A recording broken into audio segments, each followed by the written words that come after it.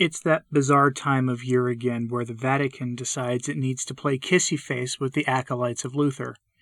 The statue of Luther was out again in Rome, and it looks like it's made out of that cheap Halloween wax candy that the worst trick-or-treating candy was made out of when I was a kid.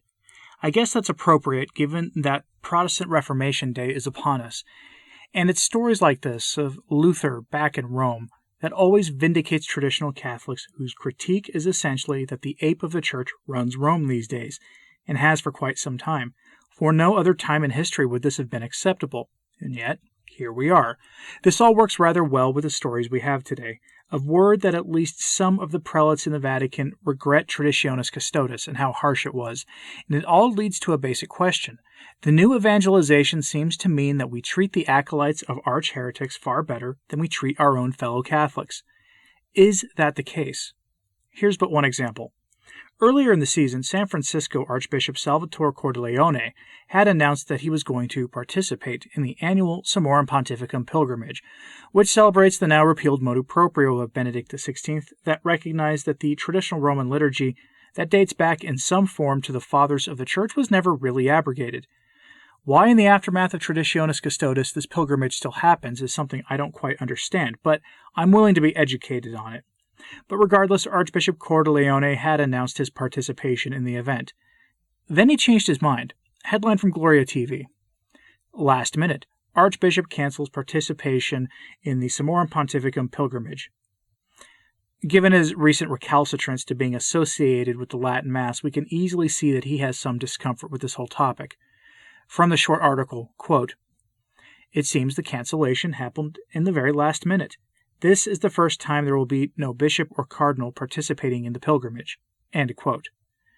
And it is Archbishop Salvatore Cordileone that dropped out of it, as you can plainly see if you're watching this on YouTube. There is a real fear among some of the hierarchy that Traditionis Custodes will drive traditional Catholics out of the Church. That's nonsense on stilts, though I do think that what may do that to a much smaller degree is the treatment of trads as something other than faithful members of the Church. Ostracization has a real effect on people, makes them question things like the indefectibility of the Church, and other things that would never even cross their minds. I doubt most of you listening are in any danger of this. I'm certainly not, but I can easily see this becoming a problem, and I'm not the only one either. Apologies in advance, but we're about to delve into Poland and at least one very Polish name here that I'm going to struggle with. So that having been said, headline from a Polish outlet called gosk.pl. Cardinal Nix about Traditionis Custodes during ad limina visit. The congregation admitted that the matter was resolved too harshly. That headline is clearly the understatement of 2021 in the Church.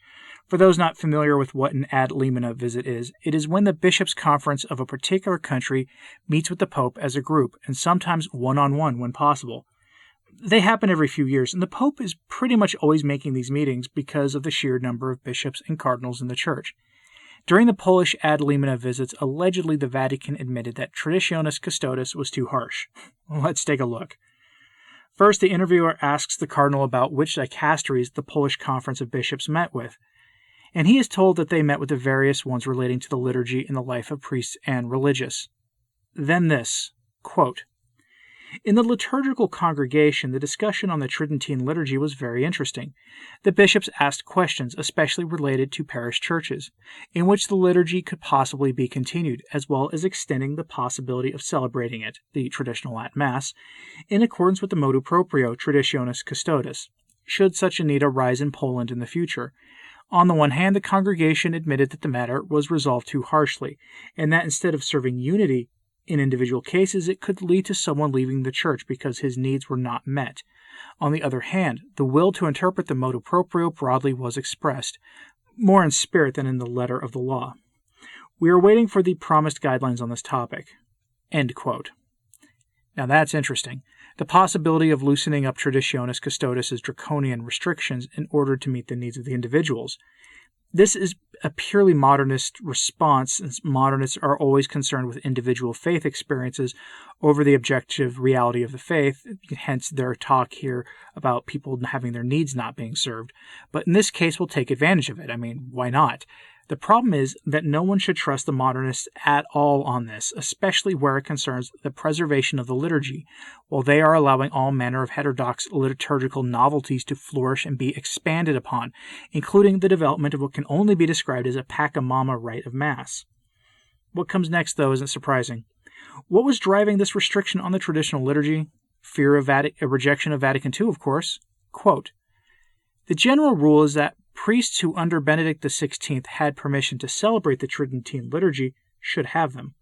On the other hand, new young priests who would like to celebrate this liturgy must apply to the Holy See with a written request for permission to be bi-ritual, to celebrate the liturgy in two rites.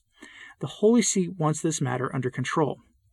He, meaning Francis, does not say no to the Tridentine liturgy as such, but is cautious because in some countries, America, the UK, France, Canada, of the world, it is tied to an anti-Vatican II ideology that rejects the Second Vatican Council. When it comes to the meeting in the Pontifical Council for the New Evangelization, we talked a lot, not so much about the new evangelization itself, because no one had any doubts that it was necessary today. The questions were more about how in detail this new evangelization should look like so as not to become a word repeated too often, a slogan, what the content is behind it." End quote. I'm impressed that they are concerned about the new evangelization. Not that a new evangelization was ever really needed. The old one was working fine. It's more of an issue of the Church and what it stands for in our time not being respected by the alleged members of the Church to such a degree that they just leave in large numbers. Parishes are shrinking. And why? Because when the faith is indistinguishable from the world, why would someone stay in the Church? The faith sells itself to people. History proves that. And when we're told that being Catholic is just as good as or efficacious for salvation as any other loosely defined Christian path, there's a problem. What is needed is a break between the Church and the world and the faith. The real deposit of the faith needs to be taught without reservation by people who love the faith and have a gift for teaching it. Whether people will stay or not is up to them at that point. But what does the new evangelization mean when clearly the powers that be in Rome intensely dislike those who seem to love the faith more than anything else? When they ostracize them, when their response to critiques that what is being taught now doesn't jive with the deposit of the faith is to simply dismiss people, or worse, to call them rigid and neo-Pharisees. What does that say about the entire project of the post-conciliar church? Which brings me back to that statue of Luther in Rome. Headline from Vatican News: Pope Francis, listen to the melody of God in your lives. Pope Francis welcomes a group of young Lutherans on an ecumenical pilgrimage from Germany to Rome. 3 months after the hammering of the Latin Mass, a virtual ban of it by 1,000 tiny cuts, and after a summer and early fall of many of the modernist bishops railing against traditional Catholics, we are all treated to the sight of Papa Francis greeting the modern acolytes of Luther to the Vatican. Quote, "Singing unites." The Holy Father took up the musical theme in his remarks to the pilgrims, saying, "Singing unites," and explaining that in the choir no one is alone. It is important to listen to others. Pope Francis said he desired this willingness to listen for the Church, which is learning it anew in the synodal process. He encouraged the pilgrims to also listen for the melody of God in their own lives, calling on them to open not only their ears, but also their hearts. Whoever sings with an open heart, he said, already touches the mystery of God, perhaps without even realizing it. This mystery, he said, is love, the love that in Jesus Christ finds its splendid, full, and unique sound. And this, he said, is also how ecumenism takes place, not only in Germany, but throughout the world. The 2021 ecumenical pilgrimage has as its motto, "With Luther to Rome," and is intended to help pilgrims get to know Rome and their faith from a new perspective. It is focused on the elements that unite Christians, the obstacles that have already been overcome in the journey to unity, and the challenges that must still be faced. It is the second time the group has come to Rome, with the group meeting previously with Pope Francis in 2016.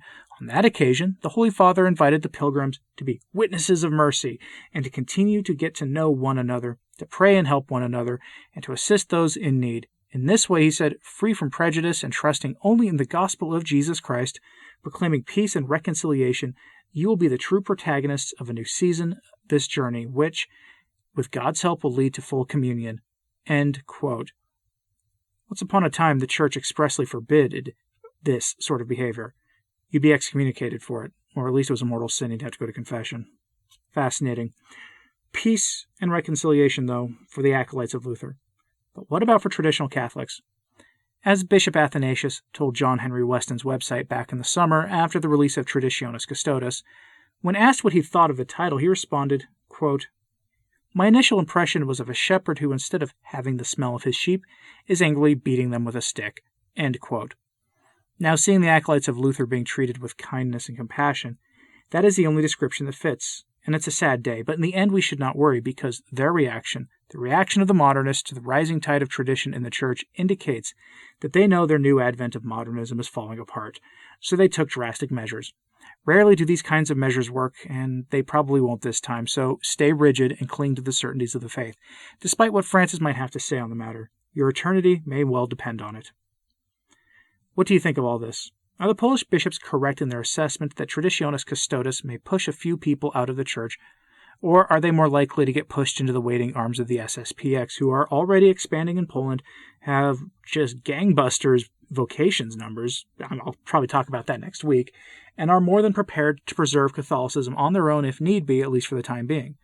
Let me know in the comments, please, and like and subscribe if you haven't. It really does help. As always, pray for the Church. I'm Anthony Stine. Ave Maria.